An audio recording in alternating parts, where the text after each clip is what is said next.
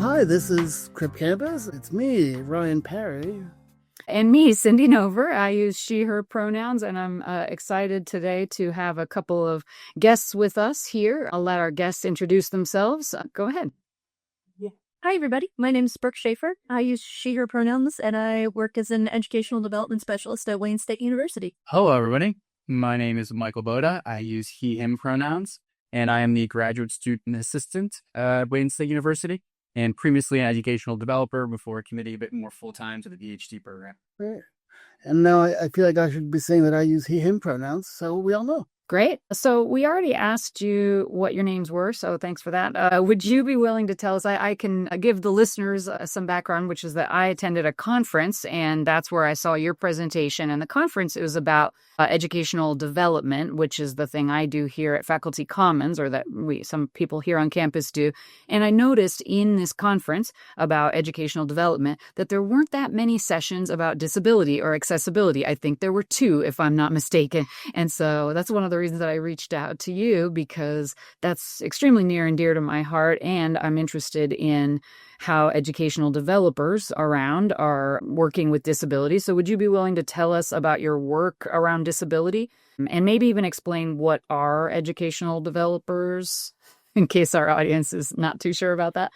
If you need to, pretend like I don't know what it is. You'll be like straight guy or whatever. That's right. Okay, great. Well, I can start off. So in terms of our teaching center educational developers, we do a lot of work one-on-one with instructors on campus who are interested in working on their teaching practice, and that can be pretty broadly construed. We work with folks on technology questions and concerns, all types of different kinds of pedagogy and things like that. And we also do sort of workshops and work on curating resources for our instructors to have. So if meeting with us or coming to workshops isn't as convenient, we have a whole sort of hub of 24/7 accessible resources on a lot of different teaching techniques, including stuff on inclusive teaching and accessibility and disability and all those sorts of things. So we're really here to be a support system for instructors so that they don't have to answer all these questions on their own.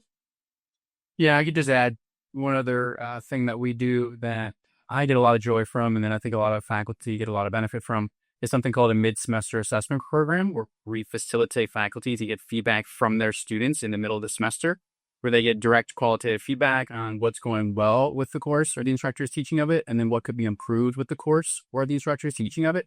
And then we kind of walk through a consultation about that feedback and helping them think through their course to make it more student-centered, to better serve the needs of the students that they currently have in their course right now.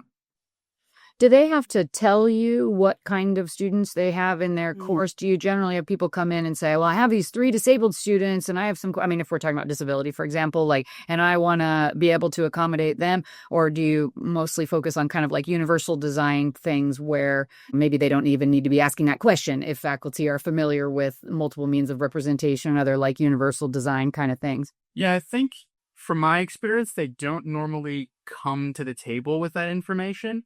But I think oftentimes, like, what we like to talk about in the conversations in our office is like, sneaky teaching principles, which is like, we don't necessarily need to name that we are trying to implement pedagogical practices to provide more access or support those with various disabilities or incorporate more universal design for learning principles.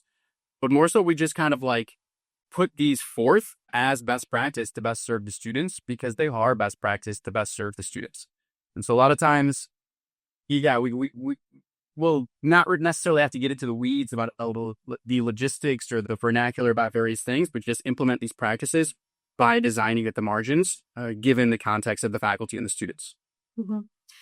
I would just add to that of course, with the changes to the ADA Title II law, we have seen a little bit of an uptick of specific questions around that. But, a lot of times instructors, sometimes they come to us saying, this situation's happening in class, or I feel like some of my students are struggling. And a lot of times our sort of best place to start is asking questions. And so a lot of times it's through that sort of asking for more details and things that sometimes for us, we can see, oh, this might be a neurodivergent student who could maybe benefit from some of those EDL practices, or encouraging the instructor to reach out to SDS and things like that. And I would say, at least when it comes to talking about neurodiversity, I've had a few more instructors recently come to me specifically asking about some of those things, and we've been doing some workshops too. So on one hand, I've been kind of glad to see a little bit of an uptick in sort of awareness around that and asking questions about that. But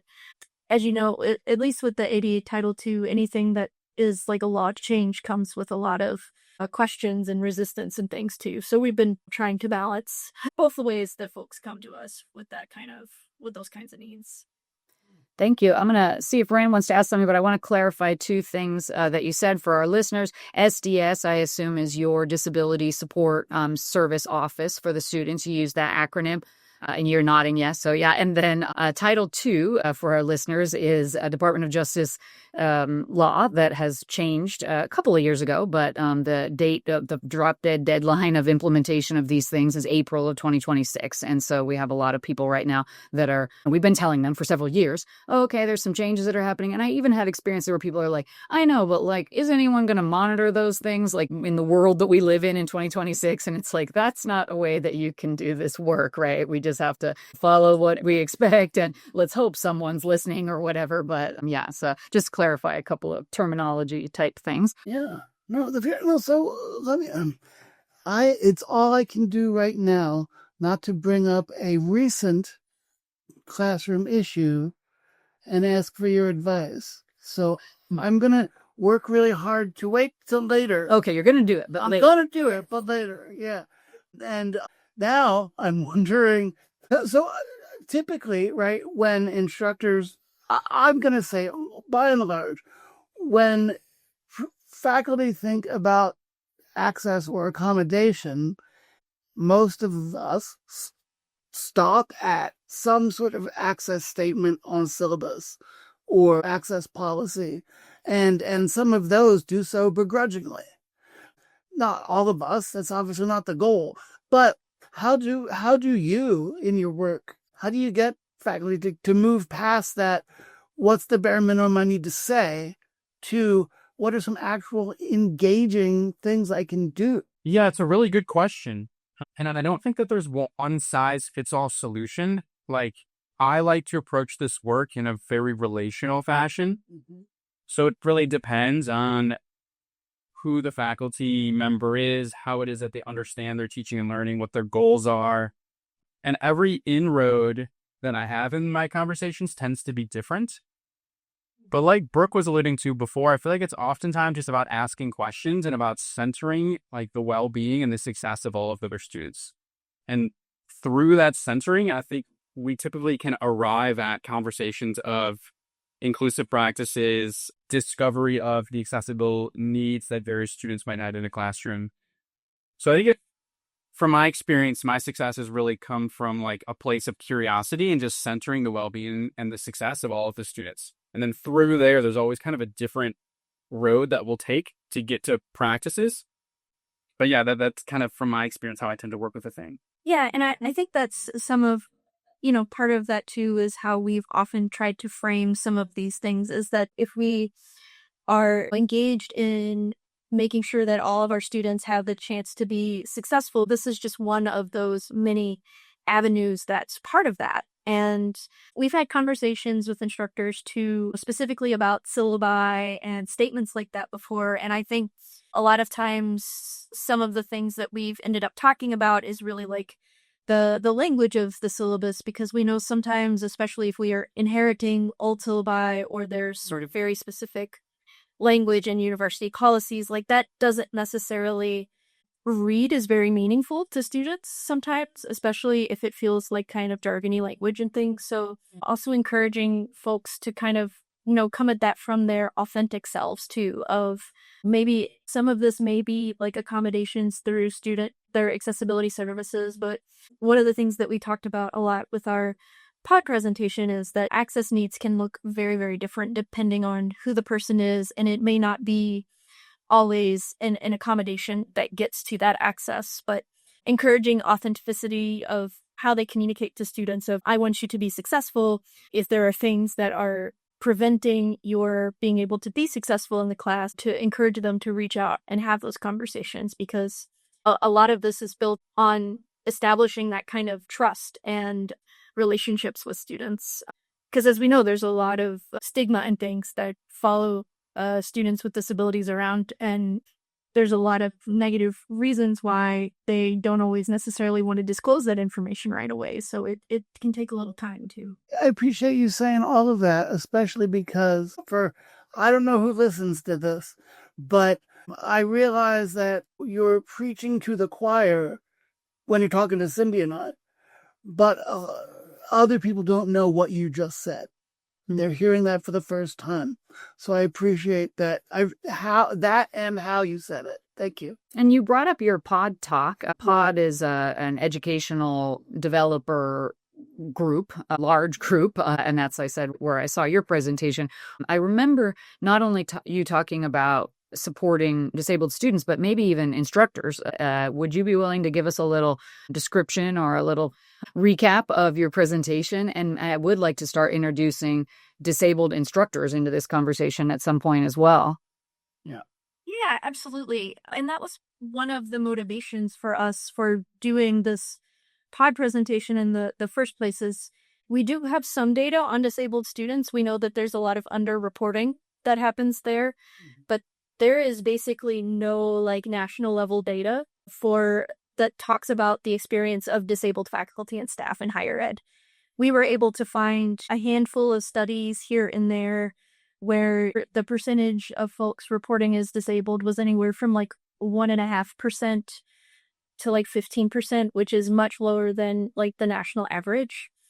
And so that was part of our motivation, was just wanting to create a space where we could talk about how we support each other and our colleagues and instructors we work with in these spaces too, because if we can't model that for ourselves, then how are we supposed to model that with our students? And so part of it was hoping that in talking about these things and raising awareness about what access needs can look like, and, what kinds of experiences disabled folks in the academy deal with and things like that we could kind of also widen that conversation a bit. Yeah, I think in particular, the reason we wanted to bring it to pod is because educational developers do have such an impact on campuses, affected to have a third space where we get to work both with faculty, and then the faculty also get to work with students. And like Brooke was saying, there's a lot of conversation around creating accessible classroom practices, and we really wanted to have a conversation and create a space for folks to talk about what that looks like amongst themselves and their colleagues, and how is it that we can help make the academy from the inside out more accessible, rather than thinking the academy is perfect as it is and it just needs to change a little bit what happens in the classrooms for the students, but really kind of showing a mirror on the spaces that we work in as professionals. And so, yeah, our intention was really just to be able to open up that space and that conversation with that group of people who work at that space in the academy. Yeah. And I would just add to that, I was also partially motivated because the pod organization has what they call special interest groups, which are sort of open to anybody. And there's a variety of different topics. And then they have what are called affinity groups, which are kind of limited to folks who identify as whatever part of that population. And so I've been doing some work recently with the disability and accessibility special interest groups and the affinity groups. And from getting to interact with a lot of amazing colleagues and amazing folks, I've seen firsthand and also heard a lot more about some of the inaccessible practices that are just systemic in higher ed, and wanted to try to bring more attention to that and have more conversations around it. And some of those colleagues and I've done even a virtual conference of our own in the summers, because there aren't a lot of accessible options for professional development conference spaces these days. Unfortunately, since everyone kind of wanted to get back to normal after the pandemic, it means cutting a lot of people out of those conversations who need to be part of them. Yeah, thank you. I want to add that our listeners can't see that you gave some kind of scare quotes around get back to normal after the pandemic. So we're all in on the joke that it probably wasn't normal before. It certainly wasn't normal during, and this imagined past that we're getting back to may not have ever existed. But yeah. Right. The idea that there is a normal, I think, is just false. There is no such thing as normal. And pretty ableist, if I can add that. Yeah. Definitely. And that was one of the slides that we had in our presentation as well. It's The End of Average, which is a book by a fellow named Todd Rose. And I'm not sure if y'all are familiar with that book. No, please say more. Todd Rose comes from a department at Harvard. It's called the Mind Brain Education Department. But he wrote a book called The End of Average. And in the book, he has an anecdote where he talks about the U.S. Air Force in like the 1920s through the 1950s. Every single year, they would survey about 1,000 of their pilots and take all of their average measurements. So their average leg length, the average arm length, the average distance between their eyes. And then they would design the cockpit of the planes and their outfits for the average person. And it turns out that average actually means nobody. So the cockpit did fit anybody, and the outfits were mismatched for everybody as well. And so we talked about how this narrative about like if you design for the average, you design for everybody is totally flipped on its head. It's actually like if you design for the average, you design for nobody. And the solution that the Air Force did at the time was creating flexible cockpits, right? So having seats that move back and forth, having various helmet sizes, various outfit sizes. And in allowing flexibility, you then create an inclusive space for more people to be successful in that role. And then so he uses that actually as an analogy to talk about all other aspects of life. And we wanted to talk specifically about that in the workspace. Like the average workspace is it starts at 9, ends at 5. You go in, you do a job. It's supposed to be very replicable. So anybody could come in and do that position. And we're kind of arguing that that actually should not be the case because it's not designed for anybody. But how is it that we can have more flexibility in the way that we communicate and have expectations for our colleagues so that it is accessible for all folks? That's great. It sounds like step one to dismantling white supremacy too, to like not assuming that there's some like goal that we all agreed is the right way to be, right? Yeah. Yeah, totally. Yeah. I'll just add because I think that you're totally right on with that, Sydney. I mean, I think it's interesting, like this conversation with faculty and like how faculty can, add more inclusive practices for their students. Like, it's really hard because it's an entirely different way of viewing school. And like, it's an entirely different way of viewing work. Like, it's not as if there's just like this one bar and all students are expected to meet that bar, but it's about looking at students as individual human beings and how can we help them grow into who it is that they want to grow into. And that's really like an entirely different model of how it is that we understand school and work. And so that's why sometimes I tend to get tripped up when it's like, well, what's a concrete practice we can do? It's like, well, it really depends, right? One that we can use made up or extrapolated scenarios and say, if this were the case, Okay. then what? Well, and I'm sure somebody else has had this thought and said it before too, but I haven't read the book yet. But if the military, if an organization that is all about regimented sameness, at least in the popular imagination, if they understand 50 years ago we need flexibility, then you can do it too. Right? Exactly. Yeah, definitely. And I think that's also a comment on like our society's priorities. Like we're willing to prioritize that in the Air Force. Are we willing to prioritize that in our universities? In our universities or our workplace. Yeah. Well, I think when you're investing in something so heavily, you want to make sure that the output you get is like worth your money. And so if we were investing as heavily in what we do as we are in the military, this is all the kind of stuff we say on our show, by the way, that we might see all kinds of different. Where to take this? This is the it lives in this land. Yeah, if you just want to say fight the man or whatever, then we're all good at it. We can just like record our next episode. Well, now, before we forget, how can we and our listeners, how can we find your work? This particular paper is out there. Is it accessible in some way? The presentation materials are still live, and I can send you all a link to that if folks are interested in checking out. We kind of there's slides, but we also put together sort of an info doc that has a lot of the resources that we pulled from, like Margaret Price's Crip Space-Time, and of course, The Future is Disabled. The title came to me. I thought for a second it wasn't going to. And then we also pulled a bit from a book called Radical Inclusion, which is really good. Its ultimate goal is sort of being inclusive at the most fundamental levels of, again, getting at these systemic issues that have previously prevented some of those inclusive practices, of really trying to break through those and break that down. And one of the things I liked about that book is the author breaks it down into sort of 7 steps. And the very first one is sort of acknowledging and being aware of what the situation is. And so that one can sort of share that awareness and acknowledge that, and then sort of move toward, well, how do we push for this kind of inclusion and things in different ways? So that was sort of one way that we were encouraging folks to start with this, is just talk about the problem, if nothing else.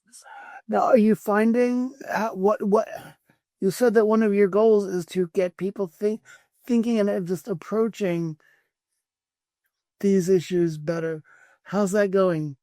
Are you at your conference? Was it well received? I mean, clearly Cindy heard it and was drawn in.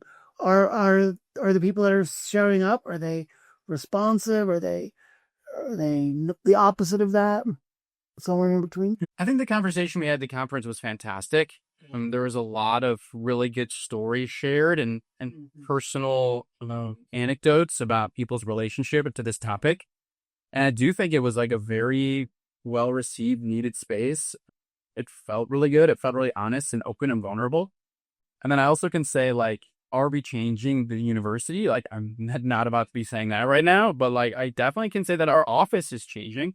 I mean, the culture amongst us as colleagues, and like the more that we all individually embody this and center this in our conversations with each other. I've been in the space now for 2.5 years working here, and I've noticed a change in it. And that feels great. I know I'm hearing it. Oh, sorry. Go ahead. I was just going to add, there were certainly members of the choir there as well, which was also gratifying in its own way, to know that other folks who are engaged in this and wanting to have these conversations showed up to have them with us too. Yeah. So that was definitely appreciated. But we met some folks that we didn't know were interested in these things and in this space, and had some good conversations both during and after the session. And yeah, I mean, this is a topic that's been on our minds in a lot of ways, and we've tried to do things both for ourselves within the office, but also for the faculty and instructors who come to us on a regular basis, and trying to make things as, welcoming and inclusive and disability friendly as we can. I'm on the fifth wheel here, but the Air Force analogy reminded me of another one, and I think it might be applicable to the specific type of situation. And you're right, World War II, as grim as it is, was a time where data science was applied to military in a very serious way, as far as like measuring averages, like you said. Another thing they did was, when they were sending bombers over and bombers were getting shot up and they coming back, the data scientists would look at all these areas where they were getting hit, and they would decide, okay, well, those are the areas that we need to start patching up, and then send the bombers back out, and then hopefully the pattern won't repeat. But the problem is that they were only looking at the bombers that made it back. They weren't looking at the bombers that were shot down over the target and where they were actually being hit. So I think the analogy would be, yes, it's good to be able to take maybe people who are struggling in different ways that are currently making it through the program, but I think a lot more of the vital data is, who are the people that are getting dropped out? Who are the people that are being missed because they're no longer part of the program, and why? Yeah, I think that's how I explain to my students, at least, the difference between diversity and, say, social justice or inclusion or equity, right? Because diversity is just like, oh, okay, I got this guy, he's got a turban, this lady seems to have a disability. We got some people around, but like, how come it's only these people and not the other people that aren't in this room that, I think is more important. Now, here in an academic setting, we have the people that we have, and so those are the students that we have and the instructors that we have. And there are a million reasons why we don't have the other ones, instructors or students, because of some of our practices, I'm sure, right? Like maybe somebody tried to matriculate at a university and found it to be way more expensive or way less accessible, or they were just not doing as well in their class because their teacher was teaching everyone the same. right? When really as Ibram Kendi says, the only remedy to past discrimination is future discrimination, in the sense that we would have to identify the people who have the greatest needs and address those kind of like before the mainstream, folks, right? People that have fewer needs, but that's not how we tend to do things. And then faculty receive on a regular basis lectures from administration about how we need more students, right? We need to increase our enrollment, right? And so if we're really just saying like, all right, we need more people who aren't here to come here, I think any university should have an accessibility page, or a disability page, if you will, that tells people that are not currently in the institution what this institution can offer for them, both for faculty and staff and students, right? Or for not both, all three of those areas, because I know people who have looked at our website before deciding to work here or deciding to come here to try to see, does this place have resources, or even this region, like, well, are they going to have beauty shops that are going to be appropriate for the hair that I need to get done? Do they have food that's appropriate for my culture, et cetera, right? Like, and I've been trying to ask the university whether we look accessible. And I don't just mean like digitally accessible, like can you read stuff with a screen reader, but like, do we look like we are welcoming of people with disabilities, and maybe even like trying to have people with disabilities be here, right? And so I've asked about recruiting practices, both at the student level and faculty level. Like, are you saying words like, because I bet we are saying words like, we want more people of color. We live in a particularly white area here.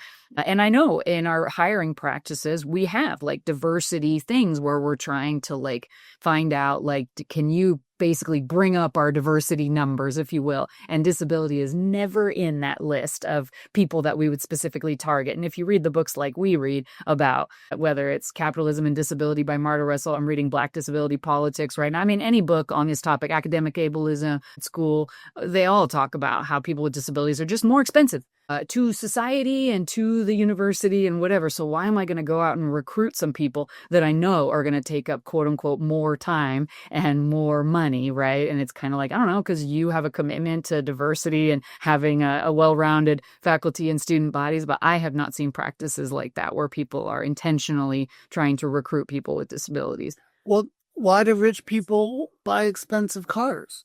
Why do rich people buy expensive cars? So they can look rich? Yup. Why do we want? Well, does that tokenize it? Oh, Well, It's a conversation that I think we've noticed here sometimes is lots of folks want to say, oh yeah, we want to be inclusive and welcoming and create the sense of belonging. And they will mention all kinds of different populations of folks on campus who may be historically underrepresented, marginalized, all of those things. But it's like disability is often left out of that collection of folks. And I don't know, I recently read back in the summer the Margaret Price's Crip Spacetime, and that opening from the first chapter of her talking about like, what does it take for me to even get into the building? Yeah. And teach my students, much less actually do the teaching and do the work that I have to do. Like that sticks with me every time. Her talking about how can't get in the front door, go to the back door where it's technically accessible, using scare quotes here again, because it's often locked, and then she has to call someone, and then will anyone actually answer at the number that she's supposed to call, and on and on and on. So even just like literally getting to the place to do the teaching with the students is such a hurdle, and it shouldn't be. Well, yeah, we have, and I'll get back to the interview here in a second, but Ryan and I are now planning our 3rd annual Disability Pride Days event here at Eastern. Because I think if you saw disability as an aspect of one's life that one can be proud of versus promoting like cure narratives, then you would have to face the fact that like when you're recruiting diverse people, that is a type of diversity. And so it's like, we have to clear so many hurdles before like the utopia that we imagine will be present. But I suspect it's if with the idea, well, I don't want to say that we want you here because of your disability, because we know you hate your disability and you wish you didn't have it. And so I'm not going to like, I'll throw that in your face and try to invite you here, like by virtue of your disability, but I have no problem doing that by virtue of the color of your skin or whatever your other background is, because we assume that people, that people of a certain color don't want to be another color. People of a certain sexual orientation don't want to be another sexual orientation. But with disability, that's the foundation on which this stuff rests, is that we know you don't want that and we feel sorry for you for having that. So we're not going to all bring it up in like recruitment spaces, right? I don't know. Well, and that's been that. Amps to that. Okay, good. Yeah, and that is that you just said it, and as I know that's basically the principle of Lenny Davis's disability, the missing term in gender as class triad from like the 90s. Now, I haven't fixed it. We haven't fixed They it. haven't fixed it, and it's been however many years, Yeah. right? And we're all saying this stuff, and here we didn't even know them, right? Right. And so I don't know where I was going with that, but I'm sure this isn't a new question. Now what? Right? Well, here, let's be practical. What's your next step? What's the next paper? It's a good question. Michael, you're still in graduate school. Yeah, you got a PhD What- right here. Like, all right, Yeah. what's going on with that? Yeah. Yeah. Nice. Before I go there, I can respond to something earlier that I was thinking of as you both were talking about this notion of, again, like disability and like flipping the cultural narrative on its head. Yeah. Like when we say if someone has neurodivergence, there's nothing wrong with them. What's wrong is the system that they're embedded in that makes their condition disability. So same thing if a person is physically disabled, like the chair, there's nothing wrong if somebody required being in a chair. What's wrong is that a bus doesn't have a ramp for folks to go up to. Yeah. Right. So again, it's like, how can we flip the narrative so that we can see the system and the problems in the system and not see the problems in the people? I just think that's an important thing to name. Yeah. And remembering too, when we're naming that, like you were saying earlier, right? We're naming it out in the world, but then we're naming it in ourselves, right? Because we're talking about, like, I have a significant visual impairment, and I navigate it through in the moment, while teaching in the moment access stuff. I've been here for 10 years. This quarter is the first quarter I've ever on day one written down. Here's how class works. You're going to read the slides. I'm going to interrupt you and teach. But it's also the first year that I actually asked for accommodations. I have a reader that reads things to me and they get paid. For the last several years, I paid him out of pocket. I mentioned it in an online accessibility space, and somebody, it may honestly have been Margaret Price, said, hold up, don't do that. That's an access thing. That's an accommodation thing that somebody else could pay for that. And just to get the thought out there, me, 40-something years old person, been a professor for 10 years, struggled hard and long with, is it okay to say I need this accommodation? Am I going to get judged? That happened. I mean, that was within the last year. I'm sorry, I didn't mean to No. say all the words. Thank you for sharing. Very much. Thank you for sharing. And I think that just is like a testament to how much work our system needs. Like you should not have had to have spent so much time going through that, putting your own money down, jumping through those hoops, right? Like, Well, it says something too about like the mindsets that we're hearing all the time, whether directly or indirectly, of this is a problem you should solve for yourself, which is not the best way to go about it, really, in any scenario, situation. Like, we can't, asking for access is not where the problem should be. Right. It just forces that responsibility on the person who's experiencing the systemic issue. And it's adding yet another barrier. Like, there aren't enough barriers already for folks seeking access. And it's one of the many reasons, I think, for both faculty and staff and students that they don't ask is not everyone has the ability to get whatever paperwork is required to get that formal accommodation and things like that, too. And then we have a lot of folks who are in our spaces that may not have that kind of formal access to that formal stuff to then have those kinds of accommodations, which is another reason you wanted to bring us up and talk about it with our presentation and things, is that it takes a kind of a community mindset and things, and that accommodations aren't the solution. I think that's something that Margaret Price says very specifically in her book, that like that's not going to be enough. By definition, was never. Yeah. Yeah. We've talked before on the pod about that distinction between access versus accommodations. right? You want to speak to that a bit more just for the audience? I think we know that we appreciate the meaningful differences, but how do you, I'm sorry, do you see that in your work and what you do with it? Is that a good question? I don't know. We'll see what they say. Okay. It's a good question. I'm at least just thinking for a second. Yeah, same. So it's a difference between accommodation and access. Mm-hmm. Until we see that coming out in our work. Accommodations are usually sort of very specific things that in the context of higher ed that it's usually often students, but also faculty and staff who are reporting a need for some sort of extra service. And a lot of times in the case of students, it's things like extra time to complete an exam or flexible due dates or a reader or note taker, things like that. But when we're talking about access, we're talking about sort of the bigger picture of how do folks participate and engage in the world in the way that they need to, in a way that, serves them and their abilities. And, I think this is something that I've seen come up in some conversations in workshops and in individual conversations with instructors too, of kind of working past they don't have accommodation paperwork, so why would I do anything? And it's like, well, even if you did this for this one student, you could also do it for everybody in the class, and then it's just access for it's something that could benefit everyone in the class, whatever it is, whether it's building in more, flexibility and choice in how they submit work or present their learning in the class or things like that. And so that's, I think, where I see it most is kind of in those types of conversations, trying to kind of push on whether or not they have accommodations. There may be ways that we can support them that don't put a lot of extra undue burden on us as instructors and things. Yeah, I think that was really well said, Brooke. Similarly, I think about it from a design standpoint. So I'm studying learning design and technology. And I think about it like accommodation is accommodating someone so they can fit into quote unquote like normal, again with the death quotes.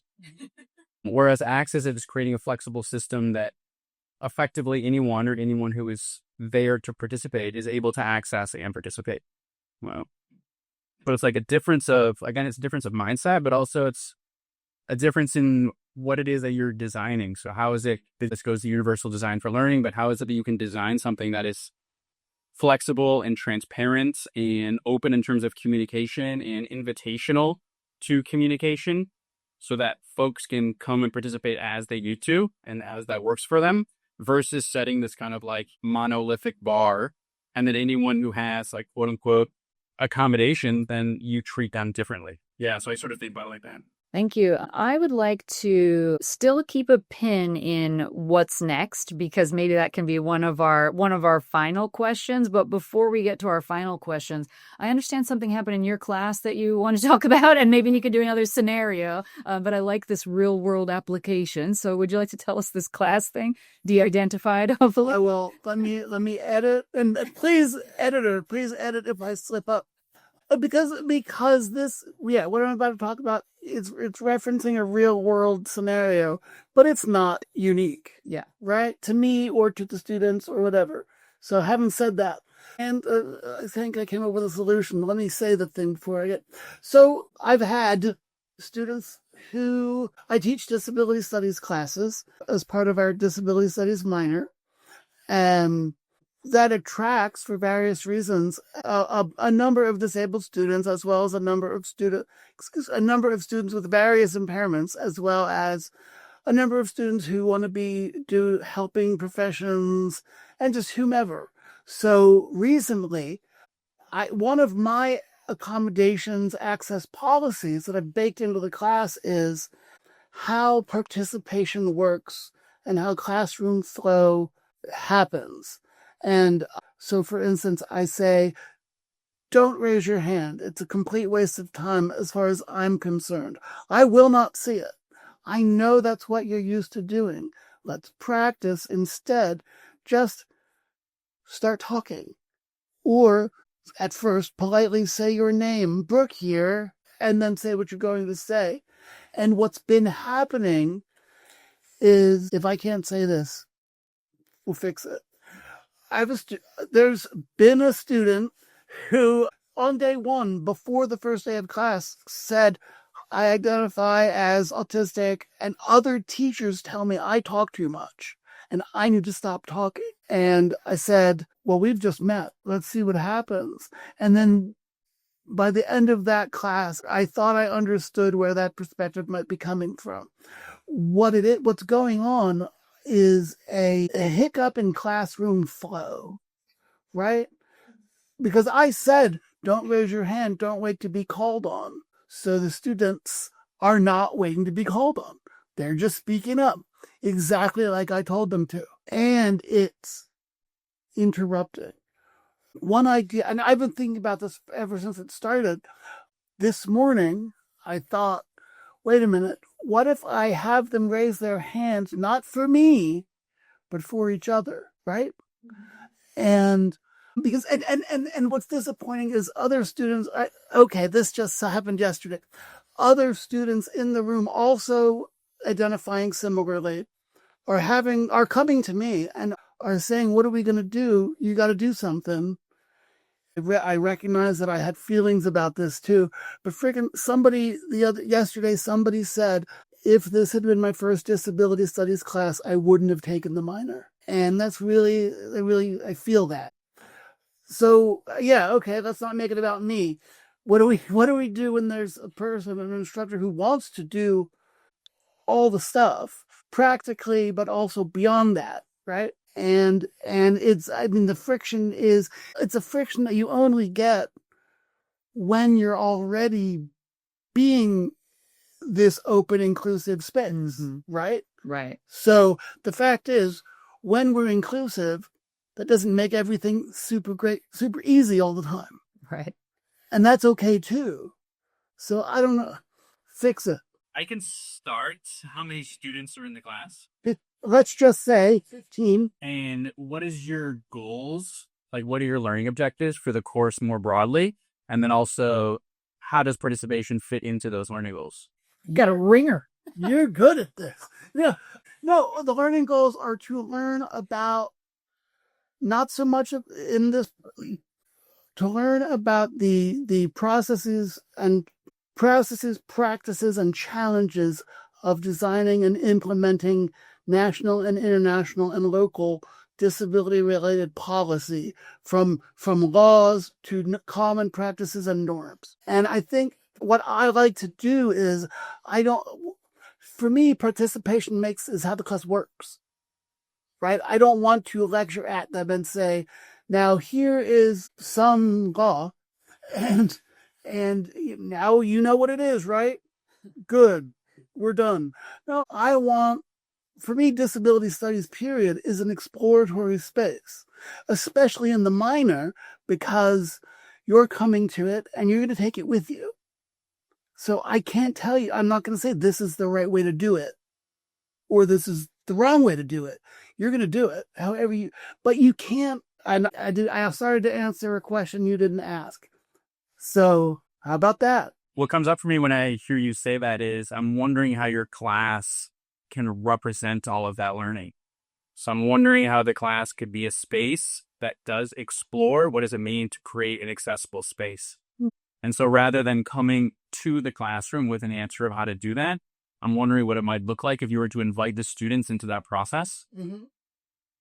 Yeah, almost like kind of like a modified community guidelines kind of conversation of, this is the group of people that we have in front of us. How do we want to relate and engage with each other? Yeah, put the students to work in brainstorming, this as well, to kind of figure out how, as a group, everyone can kind of take their part in the ownership of making that work.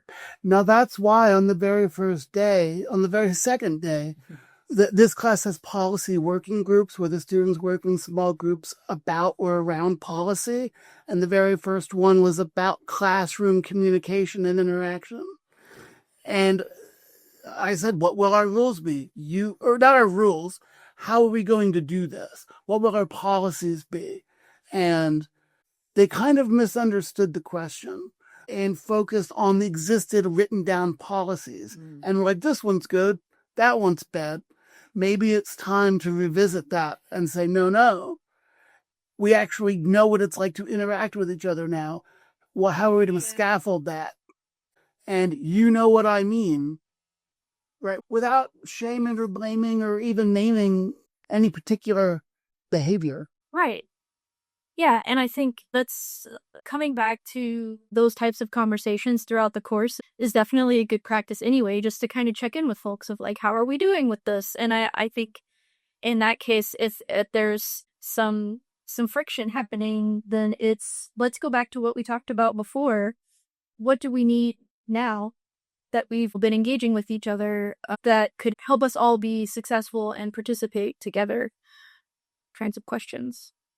Yeah, I think those can oftentimes be done really well through like an asynchronous survey and asking students, either reminding them of what the goal is or even asking them to re-articulate what the goals of the class are. And that also provides you information of how clear is the goals of the class to each of the individual students. And then asking them what's going well so far in this course, what could be improved so far. If you look historically at your own schooling experience, like what types of classes have worked really well for you and what types of classes have prevented or have put up barriers to your learning. That's in the dress for us, all that. Yeah, go ahead. That's exact. The very first time I asked them to talk, I said, introduce yourself, give me your name, and what do you hope this class is? What do you hope it isn't? What's at least one thing that helps you learn? What's one barrier to your learning or engagement? But that was half a quarter ago. Right. So, yeah, I love that. Well, if it's okay, I'll keep you posted. I don't want to turn this into either a therapy or an intervention session. Yeah. But yeah, I think also, that asynchronous thinking time, whether it's a survey or whether it's giving them time individually to think about some stuff in class or things like that can help too, just because then it's putting them less on the spot. I am thinking of incorporating at the very least 1 minute think, reflect, write times, especially when I'm asking big questions where the impulse will have to talk, right? To kind of open that space up more. Cities. Is there anything you want to make sure that you say or do? And then maybe one thing that I'll say, just because I've been thinking about this toward the beginning of our conversation, I mentioned like somewhat of a aversion to concrete practices.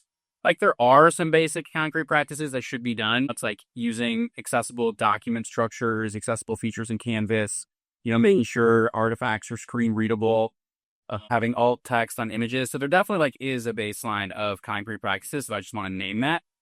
But I think when we're thinking about after that and like taking accessibility to the next level to really think about like student learning beyond sort of like baseline in the class, that's when it becomes more nuanced and more individualized. And so what else do you see in the future? You can either go as far as a utopia, like if all my dreams were achieved in this area, this is what the campus would look like, or more short-term things having to do with whatever your normal job is. A lot of Title II stuff coming up and whatever now, but what's the future like? Well, I can say I'm looking forward to helping our instructors here sort of get over the ADA Title II hump and making that happen, because I think that's going to be a good step for helping folks get used to the idea of being more proactive with these kinds of things.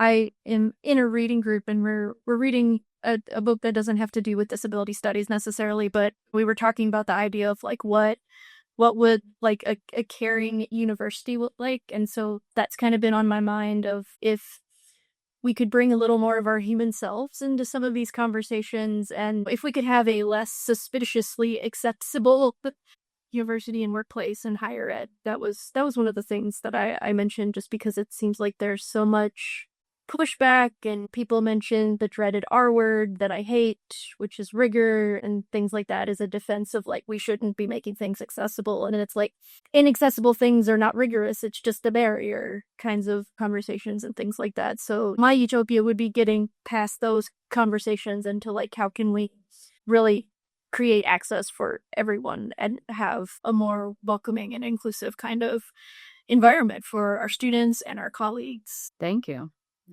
Michael, do you have a future you want to in using for us? Do you have a future? And what's in it? And what? I think I'm really interested in like process over product. I'm not too sure what things are going to look like in the future, but I am quite sure that things need to change.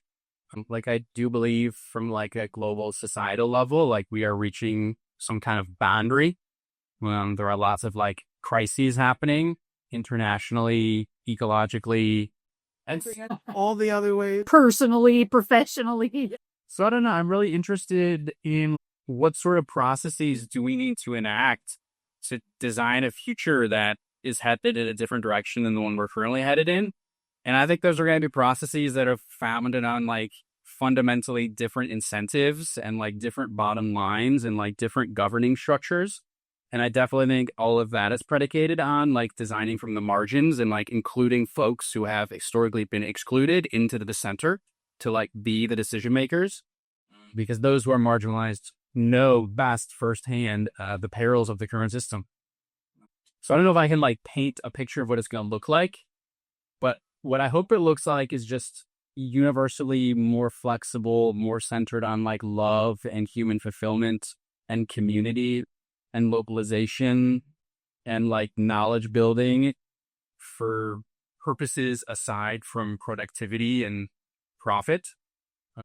Yeah, so I know those are like all really big kind of broad strokes, but that's how I think about the future, is like from a process perspective of like how do we need to live differently so that the outcome will sort of manifest as it needs to. Well, you're in. Just low-key a takedown of capitalism. I mean, For sure. Yeah, I mean, that's part of the incentive structure, definitely. you're in good company if you're saying the ends don't justify the means, right? If you're saying that the way we go about something is we get the results we deserve, basically, like, and so let's put care, love, compassion, as you mentioned, into that process, and then probably we'll experience something better than when we focused on the end goal and just getting to that at all costs, right? So, yeah, I mean, you're in good company over here. Thank you. Well said. Both of you, yeah. Yes. Yeah. Anything else you want to say, Ryan? No, because anything I said would be another 20 minutes. Okay. Of hopefully great conversation. What do we should, speaking of process, well, how can we, I didn't know I was going to ask this till right now. How can we and the audience, how can we keep this conversation going? I think it starts with the self and it starts small. So I think it starts with just doing some introspection in how are you, the general you, being inclusionary and exclusionary, and where in your life are those things showing up? And how can people just start to talk about this more with their colleagues? And like in our presentation, one of the things that Brooke and I mentioned a lot is just like all of this is like really predicated on just communication and flexibility. And like asking folks, what do you need to be successful, rather than coming to the table with an answer. And so I think there's like, if everybody started small, like both with their own self and their small circles, that's how it grows. It's so hard that vulnerability we're asking for vulnerability, and Especially in institutions where for lots of like systemic and structural and historical and cultural reasons, like there's no incentive to be vulnerable. And so there's disincentive. Exactly. It's probably like careers are predicated on like following the standard system. And that's like food on the table, and it's hard. When I got my PhD, within 6 months, I started learning the piano so that it would be okay for me to not know something, right?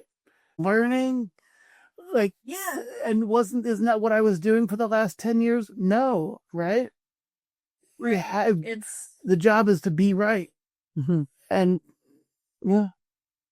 Yeah. And so a lot of it I think comes down to working outward from the folks that we do trust and trying to bring in those conversations more. I know when we were at Pod, part of the joke at the end was like, just be annoying. Like, Nice. that person. Good trouble, right? That's how you know exactly. Yeah. Well, good. Keep it up. You sure are. Trying our best over here. Yeah, wonderful. All right. Well, let's wrap up here. And we want to thank you for participating. And one way we can keep the conversation going is we'll share it. Jim will edit this video and we'll share it with you. And you could share it out. I sometimes make my students listen to our podcast like for extra points. So I'm not ashamed of doing things like that. My classes, by the way, have to do with this topic, but I'm not above that. I haven't done it yet, but I will. And yeah. Well, thank you both so much for the invitation to chat with you. It's been lovely. It has been lovely. Well, we hope you have a great day and thanks a lot.